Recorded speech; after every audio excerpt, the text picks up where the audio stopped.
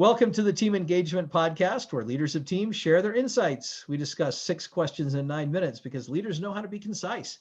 Let's get started with our guest today. Our first question, in a few sentences, tell us who you are and what you do. Well, Sean, thanks for having me. I'm super excited to be on your podcast or video cast, as this is called. And yeah, my name is James Agnew. I live in Park City, Utah, and I am the founder of a company called Blaast with 2 A's. And Blaast is a performance management software that is aimed to align people in an organization on top objectives and to execute better on those objectives. That's fantastic. It's a much needed service everywhere in my view. Right. So that is great. Question number 2, what is the best thing about working with a team? Well, there's a lot. I kind of use this quote sometimes. Bruce Springsteen has a great quote about the way that he organized his band. And he said, in normal life, 1 + 1 = 2.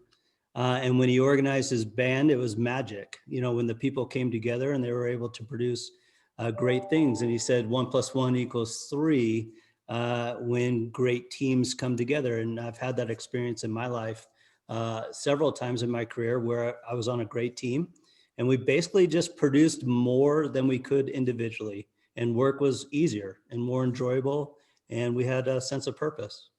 That is awesome. I'm glad you have had that experience of being on a really successful, high-performing team, because that makes a big difference. Big difference. Question number 3, I hear from other leaders of teams that it can be a challenge to get team members engaged. Tell us your thoughts. Yeah, I think this is really true. If you look at any statistic out there, Gallup puts out a lot of statistics about employee engagement and team engagement, and they're dismal, to be honest. I mean, they're almost hard to look at. So I think employee engagement is tough. I think work can be a grind.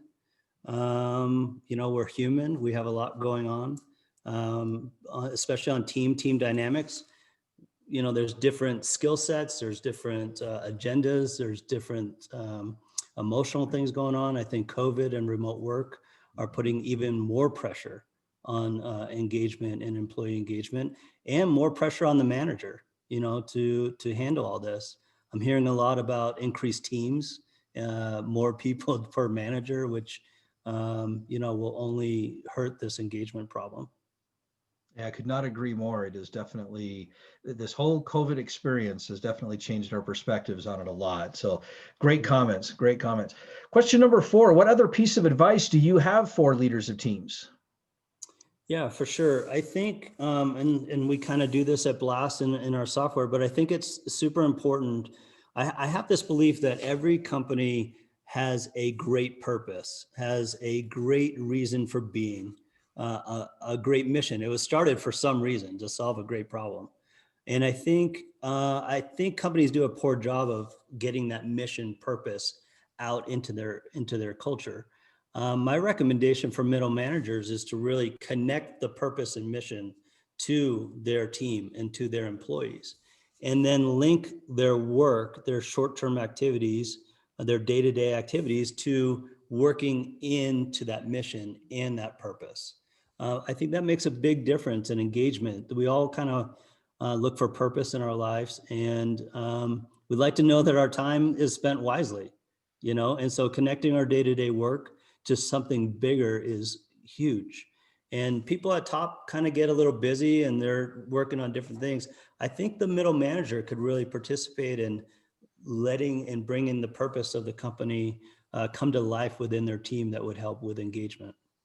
I completely agree. You really hit on a critical point there about the middle managers, because they really do make a huge difference. Huge So difference. great comment. They're the link to those two things. Absolutely. Yeah. Question number 5, what other successful leaders of teams would you like to recognize that have had a positive influence in your life? Yeah, for sure. I mean, I'm lucky. Like I told you, I've been part of great teams before, and I'm able to work with some of them still. So Josh Aston, I work with right now, great analytical guy, but very caring about his people.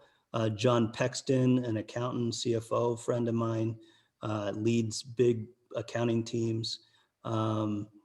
I've met Rob Harder, which would be a great guest for your podcast, who runs our community center up here in Park City, and just a great, caring, empowering leader that I'm blessed to know these people.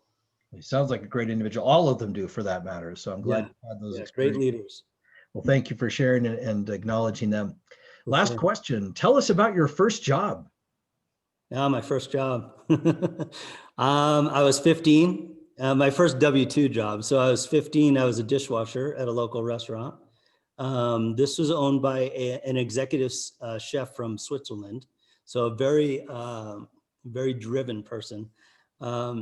He fired me 2 weeks into my job.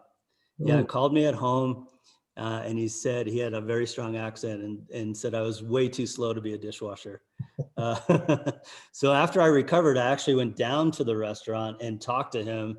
So I was so nervous, and I just said, "You got to give me another shot. I can do this job." And he did give me another shot, and I worked there 3 or 4 years all through high school. Ended up managing 2 of his restaurants when I was like 20 years old. I was coming in and out of college. He became one of my first mentors, business mentors. I think about him all the time, and I think about that experience all the time. And I'm glad I went back and kind of stuck up for myself. That is really impressive. I love that story because you had the guts at 15 to go 15, back and say, hey, I need a little more here. Give me another shot. I mean, wow, that is impressive. I was stunned, and then I was a little fired up. I was like, no, this can't be, I you know, love that. I can pick it up. I can wash dishes a lot faster if you need me to. Do you feel like I don't usually follow up with too many questions because I'm trying to keep it short, but I got to ask, did that experience and just kind of that drive of going back, has that kind of helped build your entrepreneurial spirit and drive, do you think? Yeah, a lot, because in entrepreneurship and just in daily life, we get knocked down all the time. We may not sync up with people. People may misunderstand us, whatever. I talk to my kids all the time.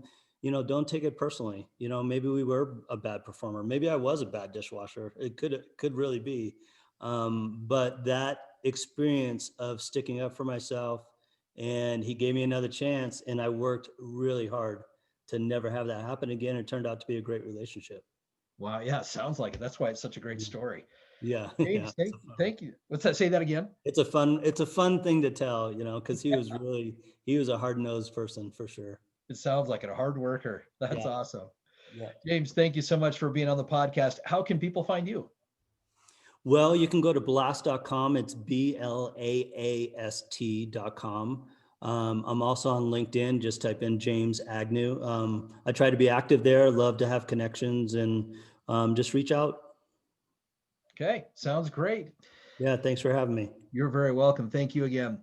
All This right. is Sean Richards with the Team Engagement Podcast, where leaders of teams share their insights. For more ideas, you can go to teamengagementpodcast.com. Again, that's teamengagementpodcast.com.